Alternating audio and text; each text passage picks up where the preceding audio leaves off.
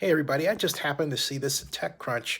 It was written by Sarah Perez, and take a look at this title. It reads, "A quarter of United States adults now get news from YouTube Pew Research study finds." And Oakland politicians in particular should pay attention to this. It reads, around a quarter of US adults, or roughly 26%, say they get news by watching YouTube videos, according to a new study by Pew Research, which examined Google-owned video platforms' growing influence over news distribution in the United States, as well as its consumption. The study, not surprisingly, this is Sarah writing it, found that established news organizations no longer have full control. This is the words, okay? Look, no longer have full control over the news Americans watch, as only 1 in 5 YouTube consumers, 23%, said they often get their news from channels affiliated with established news organizations. Wow. Wow. So these established news organizations have been living, as Joe Fosquez, my friend with Channel 5, KPIX in San Francisco, once said, on borrowed time. That is the reputation, the idea, the fantasy that they control more of the news-consuming audience than they really do. In this case, only 23%. It goes on to say that the exact same percentage, 23%, said they often get their news from independent channels. Instead, independent channels in the Pew study, according to what she wrote, were defined as those that do not have a clear external affiliation, like Zennie 62. Okay? A news organization channel, meanwhile, will be a channel associated with an external news organization like CNN or Fox or KPIX. Those two different types of news channels are common. Pew found as 49% of popular news channels are affiliated with a news organization, 42% are not. Again, the Pew Research study found as 49% of popular news channels are affiliated with a news organization, but 42% of popular news channels are not affiliated with a news organization. A small percentage, 9%, were those from other organizations publishing news, including government agencies, research organizations, and advocacy organizations. Here's a pie chart that comes along with this TechCrunch piece. About a quarter of U.S. adults get news from YouTube there, and YouTube is an important way to get news for most who get news there. And they said an important way, but not the most important way, 59%. The most important way, 13%. Not an important way, just 27%. And it goes on to explain that to determine its findings, the Pew Research study ran a representative panel survey of 12,263 adults. That's a great number, from January 6th to January 20th of last year, 2020. And the study found that a majority, or 72% of Americans, said that YouTube was either an important, 59%, or the most important, 13%, way they get their news. Most also said they didn't see any big issues with getting their news from the site, but they did express some moderate concern about misinformation and political bias.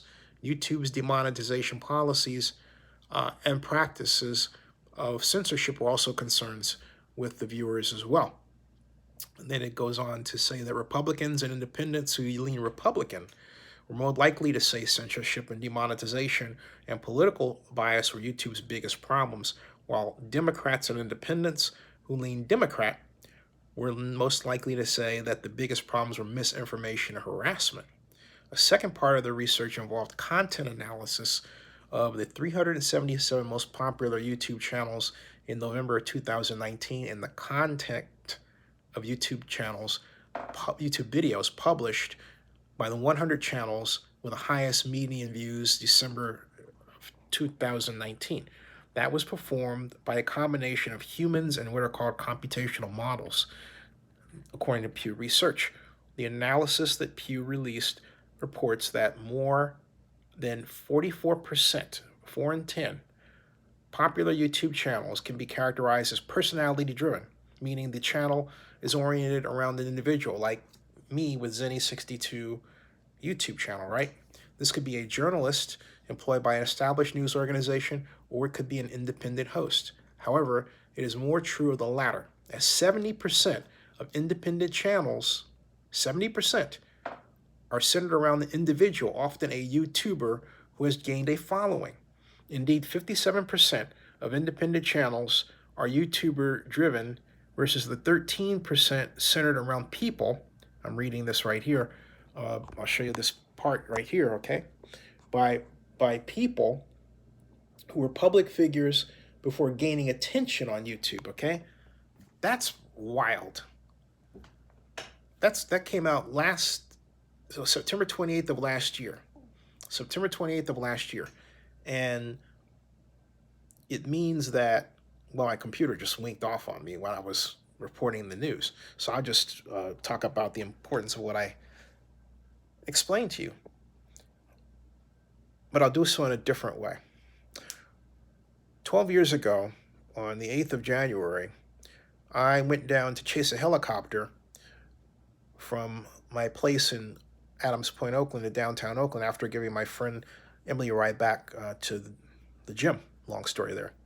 A fun one, but at any rate. What transpired was the aftermath of the Oscar Grant riots and during the riots. And I happened upon a group of youngsters who recognized me before I recognized them. They were some of the rioters. How did they recognize me? I was walking down 17th towards 17th and walking down Telegraph towards 17th, and one of them said, "That guy's on YouTube." Me. They proceeded to give me their first-person account of why the riots were happening. And that moment shook me then, not in a bad way, and still shakes me now as I think about it, as well as a number of times I'm recognized on the street or in an airport or Home Depot, any place, when someone says, "I've seen your video on YouTube." And I remember I was at a restaurant in Berkeley with friends, and one of my friends, Mike Silver, he was on the NFL Network. I'm supposed to say this as it happened. And this fellow, David, recognized me from one of my YouTube videos. And I remember Greg Haywood said, so you knew who Mike Silver is? And he said, no. And I was surprised.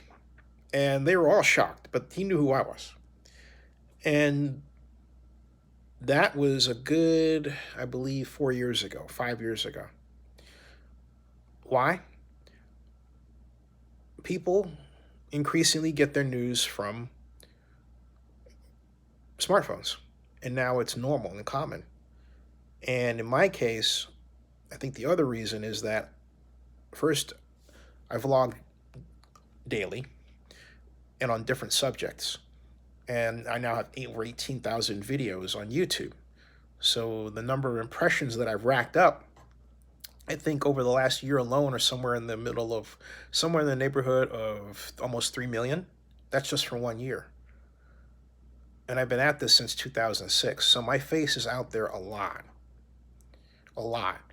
And I think to a point where even current methods of determining who's seen aren't appropriately capturing how many times my face or name are out there. And so I speak not just for me, but think about Cenk Uygur, whose program, The Young Turks, has, I believe, a 20 million subscriber base. Look at what he's done. That, even though he has a team of people with him, that really is about him. I had the pleasure of meeting him during the Oscars in 2010. Or think about Jake Paul and some of the other earlier YouTubers like Renetto, who I think really didn't stick with it but had a big following as a conversational vlogger. Uh, all these people contributed to our knowledge of the news of the day, at least from a pop culture perspective. Very powerful stuff. But I did not realize until just now how ridiculously powerful it had become. That's something else. Anyway, subscribe to Zennie62 on YouTube and bookmark oaklandnewsnow.com.